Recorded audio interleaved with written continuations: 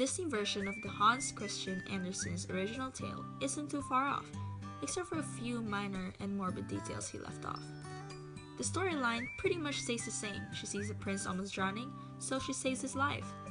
Unknowingly, she falls in love with this prince, so madly in love that she decides to go to the witch so she can exchange her tongue with the beautiful voice for a new pair of legs. Similar to the movie, she can stay a human being if she kisses her true love and marries him, though this is where the two versions differ. In the movie, if Ariel fails, she reverts back to being a mermaid, while in the actual tale, she fails, she dies. On top of that, if she walks on her legs, she has this stabbing pain each step she took. The tale goes on. Like in the movie, to have Ariel believe that her plan is working and that Prince is falling in love with her, but he actually ends up marrying a girl he thinks is the girl who saved him. Now Ariel is faced with a difficult decision. She either has to kill the prince, which will allow her to revert back to her mermaid life, or the alternative, to die. Loving the prince so much, she couldn't get herself to do it, and she jumps into the ocean, essentially committing suicide.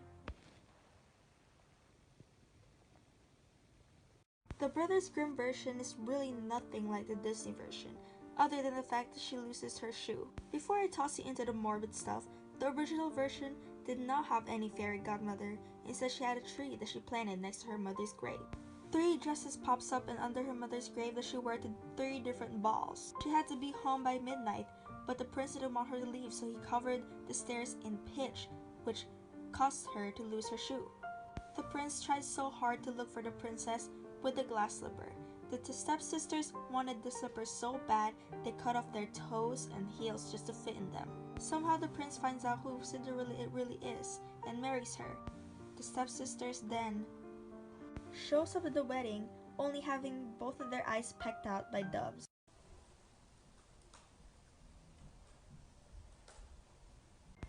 There are many stories in Sleeping Beauty. First original story was created in 1528 by a French romance called Persephorus. The story was reshaped again in Sun, Moon, and Talia, which was written in 1636 by Giambattista Basile. The story follows a married prince who finds Talia, the Sleeping Beauty figure, and rapes her. He later returns, discovering she is woke and has given birth to his twins, Sun and Moon. His wife finds out about his second family and orders the cook to cook the kids. The good-hearted cook feeds the queen a goat instead. One of the most well-known scenes from the story occurs when the queen has him eating the goat, thinking it is children. She tells him, "You are eating your own." The prince is then told by the queen he was eating his children. He then throws his wife in the fire, only to later find out his children are alive. He marries Talia soon afterwards.